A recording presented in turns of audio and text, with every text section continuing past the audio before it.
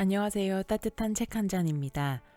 오늘 여러분에게 읽어드릴 책은 나는 오늘도 경제적 자유를 꿈꾼다입니다.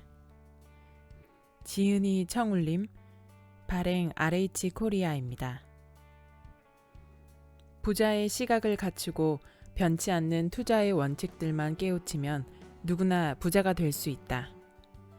부자가 되기 위해 필요한 마인드부터 제2의 월급 시스템을 만드는 법을 세세하게 알려주는 나는 오늘도 경제적 자유를 꿈꾼다는 평범한 직장인이던 저자가 퇴사 3년 만에 월세 1,000만 원 시스템을 만들기까지의 치열한 과정, 실제로 분석하고 체득한 실전 투자 전략, 투자 원칙을 모두 담은 책입니다. 이 책에서 저자는 수요 공급 신호를 읽는 법부터 앞으로의 시장 흐름을 예측하는 법까지 자신의 실전 노하우를 모두 들려줍니다. 지역별로 시장의 흐름을 예측하는 법, 지역을 선정한 다음 투자 대상을 고르는 법, 금매를 구하는 법까지 모두 소개해 투자를 전혀 모르는 사람도 투자 대상을 골라볼 수 있도록 했고, 이를 통해 경제적 자유를 이루고 성공적인 투자를 계속 이어갈 수 있도록 이끌어주고 있습니다. 그럼 지금부터 본문 일부를 낭독해 드리겠습니다. 부에 대한 이중잣대부터 버려라. 2015년에 매수한 서울의 27평 아파트. 2년 만에 전셋값이 무려 8천만 원이 올랐다. 30대 중반 젊은 임차인의 울 것 같은 목소리를 듣고 6천만 원을 올려 재계약을 마쳤다. 나는 임차인에게 그 집을 사지 않겠느냐고 제안했다. 그러나 그는 대번에 거절했다. 이유는 최근 집값이 너무 많이 올랐다는 것이다. 이제 떨어질 일만 남았는데 왜 사느냐고. 전세로 살면 집값이 오르든 말든 본인은 손해가 없으니 당분간 집을 살 생각은 없다고 똑부러지게 말했다. 그의 입에서 주로 나온 말은 가계부채, 버블, 투기 이런 단어들이었으므로 나는 말을 아꼈다. 돈 공부는 왜 해야 하는가? 그의 말처럼 전세는 언제나 원금을 보장받을 수 있으니 손해가 아닌 것일까? 지방에서 올라와 이 아파트에서만 4번째 전세살이를 하는 이 임차인은 그동안 2억에 가까운 돈을 전세금을 올리는 데 충당해야 했다. 그 사이 물가도 오르고 집값도 오르고 모든 것이 다 올랐다. 돈 가치 하나만 빼고 다 올랐다. 게다가 그는 지난 전세 계약 때부터 전세 자금 대출을 이용해야만 했다. 과연 손해가 아닐까? 인플레이션, 기회비용 이런 것들은 모두 달나라에서나 통용되는 용어란 말인가? 모르긴 몰라도 이 임차인이 재정적으로 안정되기까지는 꽤 오랜 세월이 걸릴 것으로 짐작된다. 빠듯한 봉급으로 전세금 올려주고 대출 이자 내고 무슨 돈이 남아 저축하고 돈을 불려나갈 수 있겠느냐 말이다. 그는 이 땅의 평범한 젊은 직장인일 뿐인데 도대체 그가 무슨 잘못을 한 것일까? 단순히 사회 구조의 문제로 돌려야 하는 것일까? 그렇지 않다. 그에게도 분명 잘못이 있다. 그것은 그에게 돈 버는 눈이 없다는 것이다. 자본주의를 살아가면서 돈 버는 눈이 없다는 것은 치명적이다. 그가 버블이라고 얘기하는 그 아파트는 지난 2년간 집값이 약 7천만 원 정도 올랐으나 내가 보기에 앞으로 2, 3년은 더 상승할 수밖에 없는 조건을 갖추고 있었다. 이 때문에 나는 2년 전에 그 단지에만 3채의 아파트를 매입했다. 주변의 아파트 공급이 매우 부족하고 지금과 같은 비수기에도 전세 물량 찾기가 하늘의 별 따기이니 앞으로 전세가가 더 오를 것은 말할 것도 없었다. 전세가가 매매가의 90% 수준이므로 전세가가 오르면 매매가는 자연히 밀려 올라갈 수밖에 없는 구조였다. 그러나 그는 이런 사실에 도통 관심이 없었다. 그저 많이 올랐으니 이제 떨어질 것이고 전세는 항상 본전이다 라는 것이 그가 가진 논리의 전부였다. 돈 버는 눈이 없다는 것은 돈을 버는 방법을 공부하는데 소홀히 했다는 말이다. 남들이 많은 시간과 노력을 들여 돈 버는 방법을 공부하는 동안 그는 분명 그 시간을 다른 곳에 할애했을 터다. 큰 문제가 아닐 수 없다. 나는 지난 2013년부터 2015년까지 3년에 걸쳐 수도권 아파트에 많은 투자를 했다. 2013년에는 주로 경기도와 인천의 아파트를 샀는데 그때 대부분의 매도자들에게선 집값이 더 떨어지기 전에 빨리 집을 처분하고 싶어 하는 느낌이 강하게 들었다. 돈에 대해 알지 못하는 사람에게 세상은 관대하지 않다. 몇 년 동안 뼈 빠지게 고생해서 번 돈이 한순간에 날아갈 수도 있다. 두렵지 않은가 말이다. 지금 아파트를 사서 투기를 하라고 부추기는 것이 아니다. 기승전 자본인 냉혹한 자본주의 세상에서 최소한 게임의 규칙을 몰라 패배자가 되지는 말자는 것이다. 그저 열심히 살고 있을 뿐이라고? 기성세대가 만들어 놓은 사회 시스템 속에서 희생되고 있을 뿐이라고? 그런 피해주의자의 프레임에 빠져서는 안 된다. 누군가는 그렇게 세상에 대한 푸념을 늘어놓고 있는 동안 누군가는 있는 시간 없는 시간 쪽에 돈을 공부하고 있다. 그의 돈 공부는 탐욕이 아니다. 자본이 지배하는 이 세상을 제대로 살아가기 위한 규칙을 익히는 것일 뿐이다. 낙오자가 되지 않기 위해 몸부림치는 것일 뿐이다. 돈 공부의 5단계. 자본주의 시스템에서 낙오자가 되지 않기 위해서 다음 5단계로 돈 공부를 하기 바란다. 첫째, 마음 먹기가 가장 먼저다. 돈의 노예가 되지 않기 위해서라도 돈을 지배해야 한다는 마음을 갖는 것이 무엇보다 중요하다. 돈을 잘 벌고 싶다는, 부자가 될 것이라는 강렬한 열망을 가져야 한다. 자수성가한 사업가나 성공한 투자자의 책을 읽으며 부자 마인드를 다져라. 둘째, 나를 알아야 한다. 현재 나의 재정 상태는 어떤지, 소비 습관은 어떤지를 알아야 계획을 세우고 앞으로 나아갈 수 있다. 가계부나 현금 흐름표를 직접 손으로 작성해보자. 셋째, 부자 습관을 갖는 단계다. 부자가 되는 가장 확실한 방법 2가지를 꼽으라면 열심히 일해서 돈을 버는 것과 아끼고 저축하는 것을 들 수 있다.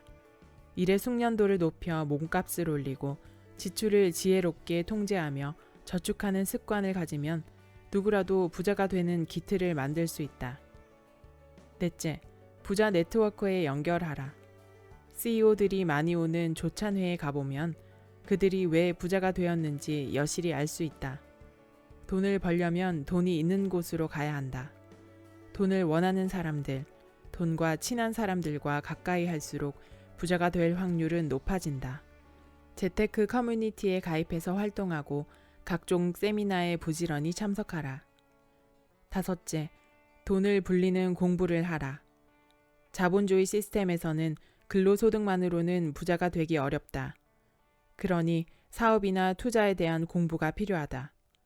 사업체를 만들거나 부동산이나 주식처럼 자본이 스스로 몸집을 불려나가는 시스템의 필요성을 알고 자신에게 맞는 시스템을 구축해야 한다. 쓰고 싶은 만큼 쓰면서 부자가 되고 싶다고? 평범한 사람이 부자가 되기 위해서는 필연적으로 다음 3단계를 거쳐야 한다. 1단계, 돈을 번다. 2단계, 돈을 모은다.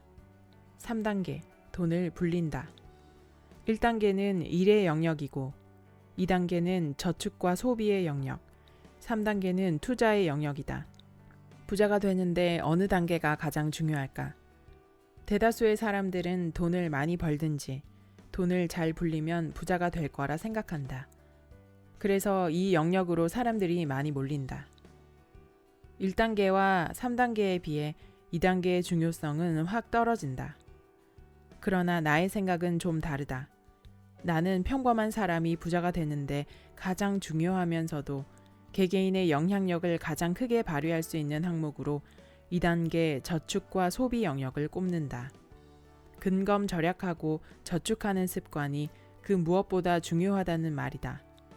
1단계와 3단계를 통해 아무리 돈을 많이 벌어봤자 그 사람이 잘못된 생활 방식을 갖고 있다면 말짱 도루묵이 되기 때문이다. 믿기지 않을 정도의 풍요를 누렸던 고대 바빌론 사람들은 그 시절 이미 소비를 위한 빚을 지며 살았다. 흥미로운 것은 전체 노예의 3분의 2가 전쟁에서 패해 노예가 된 사람들이 아니라 빚 때문에 자유를 잃은 바빌론 사람들이라는 사실이다. 이들은 노예가 되어 맞는 고통과 자유의 상실보다 지금 당장의 쾌락을 더 중시했기에 비참한 현실을 맞은 이들이다. 4,000년 전이나 지금이나 크게 다를 바는 없다. 바빌론 사람들이 남긴 지혜로운 경고가 있다. 너의 지출은 언제나 너의 수입까지 불어나리라. 그들은 소득에 따라 늘어나는 지출을 경계하라고 했다. 정말 맞는 말이다. 돈을 잘 버는 사업가이거나 의사, 변호사 등 전문직 직업인으로 많은 돈을 번다 해도 과소비하는 습관이 있는 사람은 절대 부자가 될 수 없다. 특히 전문직 종사자들은 사회적 위신을 매우 중시하기 때문에 쓸데없는 소비를 하기 쉽다. 고급 주택, 외제차, 명품 소비로 인해 아무리 많이 벌어도 부자가 되지 못하는 이들이 많다. 버는 족족 써대는데 어찌 부자가 될 수 있겠는가? 이른바 라이프 스타일의 저주다. 럭셔리한 라이프 스타일을 유지하기 위해 부자가 되지 못하는 고소득자들이 예상외로 많다.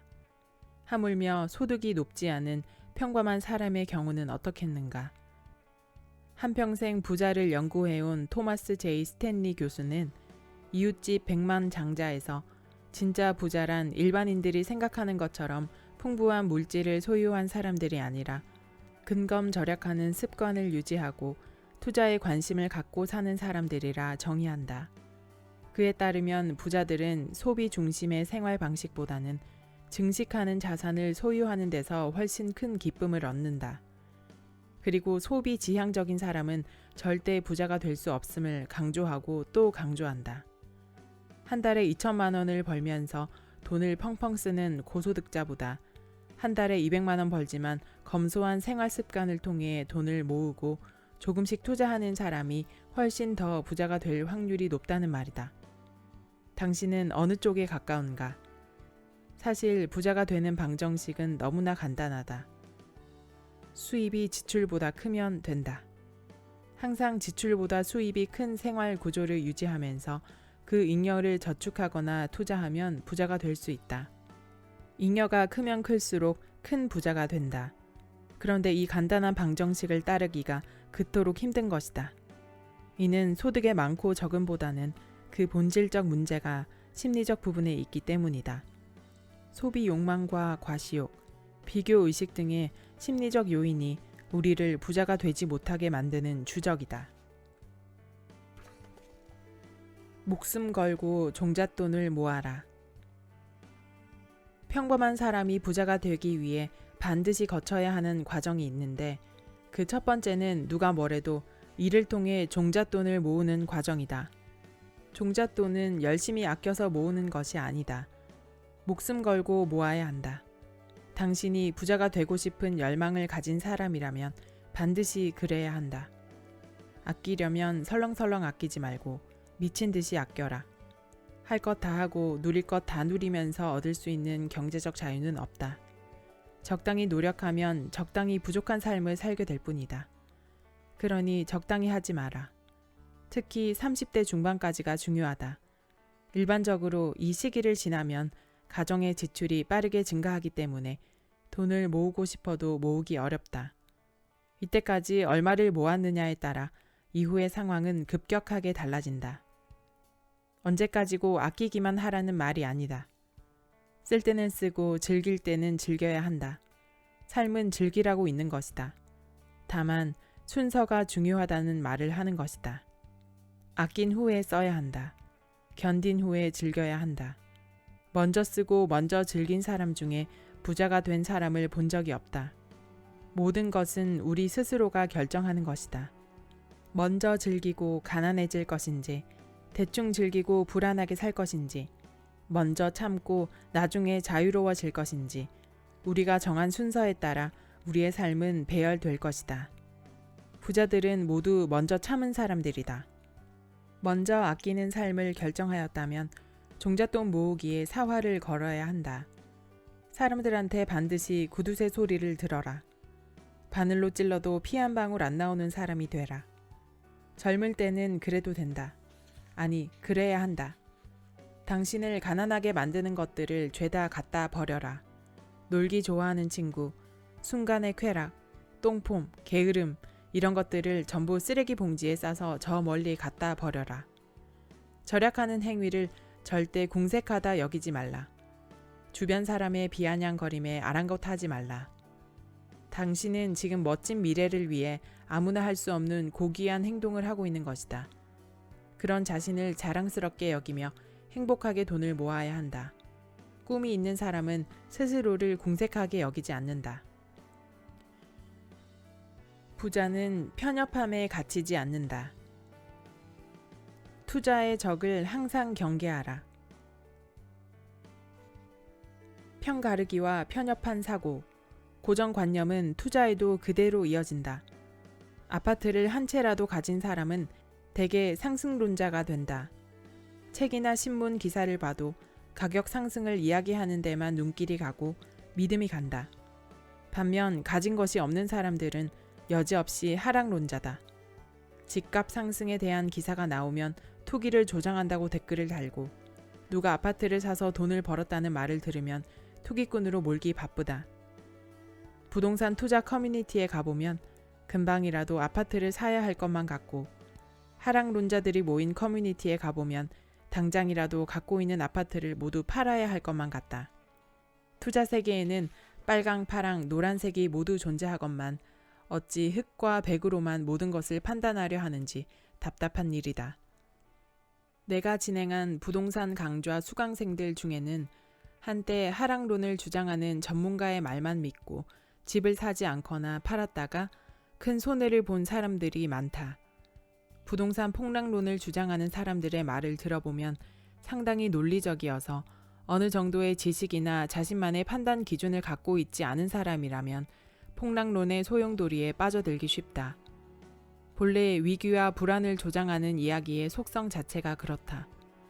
불안과 공포는 사람과 사람을 거치면서 더욱 증폭되기 마련이다. 다행히도 내 강좌에 온 사람들은 뒤늦게라도 폭락론이라는 늪에서 빠져나와 투자를 시작함으로써 일정 부분 손해를 만회했다. 하지만 나는 그들에게 그렇다고 상승론만 믿지 말고 상승과 하락을 조화롭게 보라고 조언한다. 영원한 상승도 영원한 하락도 없으며 투자는 상승과 하락을 예측하는 것이 아니라 말한다. 상승기든 하락기든 가격이 오르는 지역이나 물건은 있으니 거기에 투자하면 그뿐이라 말한다. 상승과 하락에 목매지 말라는 것이다. 개인적인 상황이나 취향, 감정도 우리 눈을 멀게 하는 대표적인 요인이다. 예전에 어떤 사람이 투자할 아파트를 고르는 것을 지켜본 적이 있다. 아파트 선택에 있어서 인근에 초등학교가 있는지 없는지는 매우 중요한 조건임에도 불구하고 그 부분을 전혀 신경 쓰지 않기에 의아했다. 나중에 알고 보니 그에게는 초등학생 자녀가 없었다. 자신과 상관이 없으니 관심을 갖지 않은 것이다. 우습게 여기겠지만 이런 일은 너무나 빈번하다. 좋은 학군을 선호하는 사람은 투자할 때도 학군을 최우선으로 따지는 경향이 많다. 자연 환경을 중요시하는 사람은 무조건 자연 환경부터 본다. 심지어 투자는 자신이 사는 곳 근처에만 해야 하는 걸로 아는 사람도 있다. 당신은 아는가? 서울에 살고 서울에서 직장 생활을 하면서 멀리 전라도 경상도에 부동산을 투자하는 사람들이 얼마나 많은지를. 초보 투자자의 경우 사람들은 한번 본 물건이 마음에 들면 그 다음부터는 객관적인 판단을 하지 못한다. 예를 들면 분양 아파트 모델 하우스를 구경만 하러 갔다가 멋진 인테리어에 꽂혀서 이것저것 가리지 않고 덜컥 계약을 하는 경우가 대표적이다. 투자 측면으로 볼 때 아파트는 내부 구조나 인테리어보다 입지와 가격, 주변의 개발 호재 등이 훨씬 중요한데도 말이다. 이처럼 무언가에 한번 꽂히면 사람들은 그에 대한 유리한 말만 들으려 하고 불리한 소리는 아예 들으려 하지 않는다. 우리 인간이 얼마나 이성적이지 못하고 감정에 치우치는 존재인지 잘 보여주는 현상이다. 투자를 잘 하려면 개인적인 취향이나 감정을 억누르는 연습을 많이 해야 한다. 선입견도 투자의 큰 적이다. 투자를 시작하던 무렵에 만난 사람 중에 서울에 살면서 충청도에 소형 아파트 5채를 한꺼번에 사서 임대를 놓은 사람이 있었다. 그는 그 아파트를 살 때부터 걱정이 많았다. 그는 지방 아파트는 가격이 잘 오르지 않는다는 생각과 부동산은 관리하기가 힘들다는 선입견을 갖고 있는 사람이었다. 그런데 그가 다니던 투자 카페에서 지방 물건을 추천해서 투자한 것이다. 아니나 다를까 그는 허구한 날 관리하기가 너무 힘들다고 푸념을 하더니 결국에는 산지 얼마 되지도 않은 시점에 그 집들을 모두 헐값에 팔아버리고 말았다. 그가 관리가 힘들다는 이유로 지방시장을 떠난 뒤 지방 아파트는 무섭게 상승하기 시작했다. 투자 세계에서 편협한 사고방식과 단정 짓는 습관을 가진 사람은 돈을 벌기 어렵다. 고정관념에 빠져있는 사람도 마찬가지다. 잘못된 생각 때문에 수많은 기회를 놓치고 만다. 모름지기 투자자는 판사가 되어야 한다. 자신의 세계관, 종교관, 정치적 성향, 경제적 상황, 감정, 관심과 취향 이런 것들은 모두 집에 놓고 와야 한다. 그것들 안에 자신을 가두지 말라. 오직 타인의 관점에서, 대중의 관점에서 가장 중립적이고 객관적인 눈으로 투자 대상을 바라보아야 한다. 그때 비로소 우리가 바라보는 투자 대상은 벌거벗은 몸으로 자신의 진짜 모습을 드러낸다. 머니게임에서 내 위치는 어디인가? 근로소득 대 자본소득. 자본가들이 소유한 생산수단은 크게 사업과 투자의 두 가지 형태를 취하고 있다. 큰 돈을 버는 사람들은 대부분 사업가들이다. 좋은 사업체를 가진 사람들은 그들의 사업체 자체가 거대한 시스템이므로 사업을 잘 키우는 것에 집중하면 된다. 반면 직장인이나 소규모 자영업자와 같은 일반인이 시스템을 소유하기 위해서는 필연적으로 투자를 해야만 한다. 부동산이나 주식에 투자해서 고정적인 현금 흐름 또는 장기적인 시세 차익 시스템을 만드는 것이 대표적이다.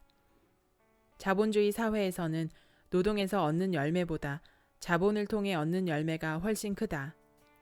내가 열심히 일해서 돈을 버는 속도보다 돈이 돈을 버는 속도가 더 빠르다는 말이다. 나는 뼈 빠지게 일해서 겨우 몇 푼 모았는데 누구는 아파트 한 채 사서 단숨에 몇 억 벌었다며 세상을 한탄하는 사람들은 아직도 자본주의를 이해하지 못한 이들이다. 주식도 마찬가지다. 주식을 통해 지분으로 경영에 참여한 기업이 크게 흥하면 스스로 자본가가 될 수 있다. 그렇기 때문에 가급적이면 일찍 돈을 불리는 시스템을 만드는 게임에 참여해야 한다. 할 수 있는 한 빨리 포식자 쪽으로 나의 포지션을 옮겨야 한다는 말이다. 누구나 처음에는 자신의 노동력을 팔아 경제활동을 하며 근로소득받기에 기대할 수 없다. 하지만 부자가 되기 위해서는 점차 근로소득 플러스 자본소득 구조를 만들어야 하며 자본소득의 비중을 점차 늘려나가야 한다. 그리고 궁극적으로는 자본소득만으로 충분히 생활할 수 있는 구조를 구축해야 한다. 이것이 자본주의 경제에서 개인이 경제적 자유를 획득하는 기본 매뉴얼이다. 이러한 개념도 없이 그저 주어진 자리에서 성실히 일하는 것이 최선의 삶이라 여기는 사람들이 아직도 많다. 그들은 한평생 남을 위해 일하고 강제적이면서 통제 불가능한 삶을 산다. 사회가 만들어 놓은 틀 안에서 교육을 받고 세상에 나와 30년 동안 남을 위해 천천히 고통스럽게 일한다. 자본가에게 자신의 시간과 노동을 제공하고 품삯을 받아 생활한다.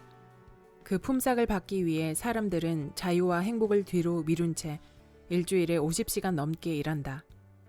그것이 생계를 유지하는 유일한 수단이기 때문에 내 삶의 통제권을 틀어쥔 자본가를 쳐다보며 불안한 삶을 이어나간다.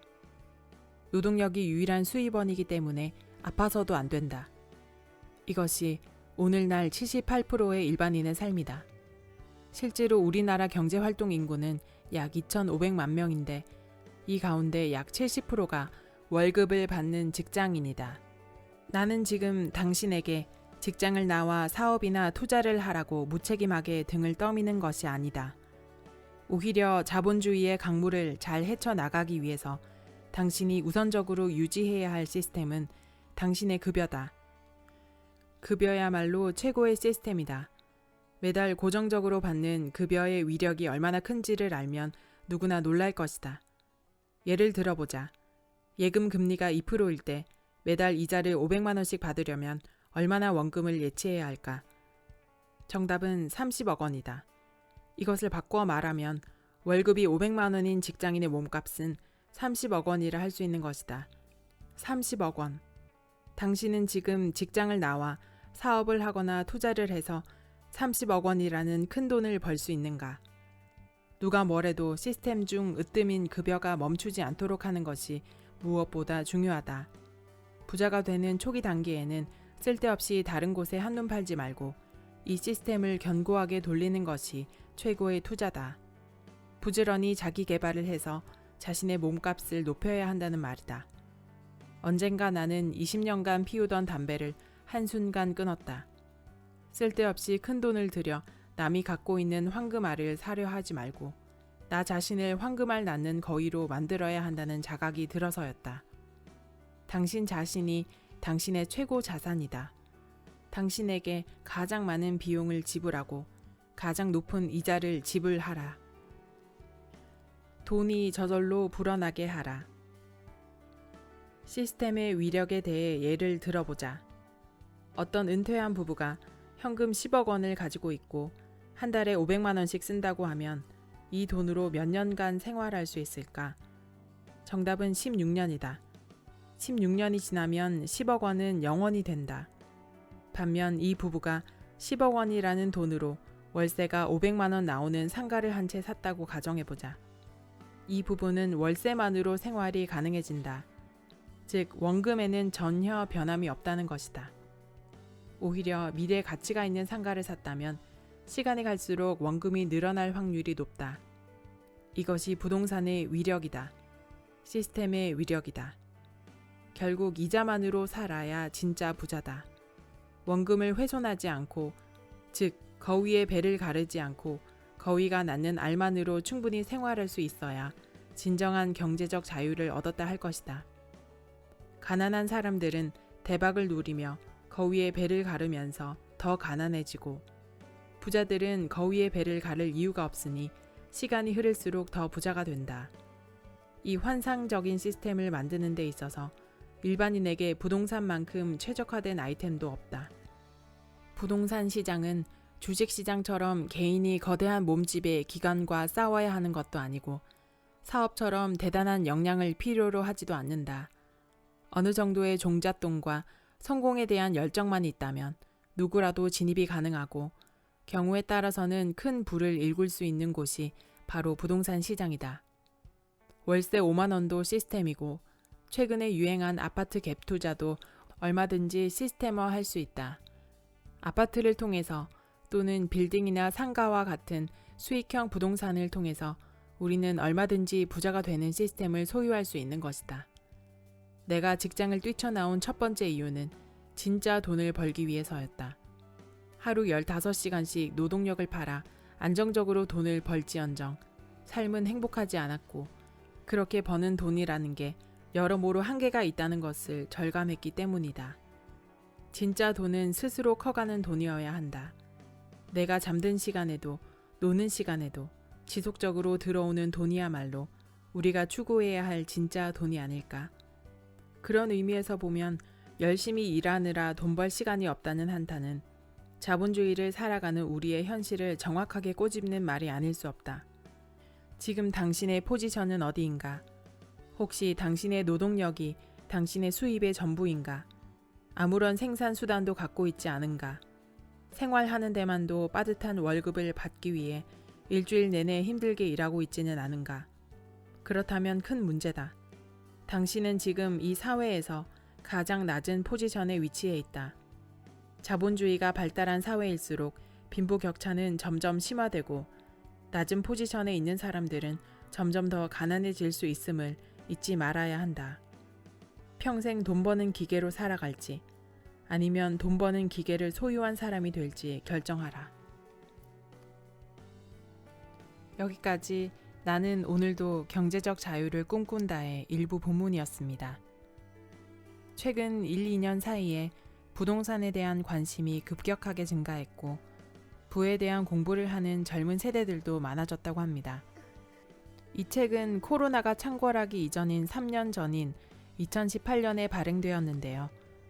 부동산이 급격하게 상승하기 시작한 2020년 이전의 책이지만 현재의 상황과 크게 다르지 않은 여러 부분들을 꼬집어주고 부동산 공부와 부에 대한 마인드를 잡아주고 있습니다. 개인적으로 이 책을 읽으면서 좋았던 부분은 저자가 오랫동안 몸담은 회사를 그만두는 과정과 그 이후에 이루어지는 생각의 전환, 부동산 투자를 시작하면서 실전에서 투자를 했던 과정입니다.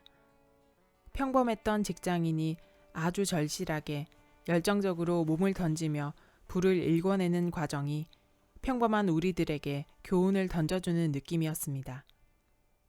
낭독해드린 부분 이후의 장에는 실전 투자를 위한 기본적인 데이터 수집 방법이나 투자 사례를 통한 팁들이 많이 있으므로 부에 대한 마인드, 부동산 공부를 시작하시는 분들에게 추천드리는 책입니다. 구독과 좋아요는 사랑입니다. 다음 영상에서 만나요.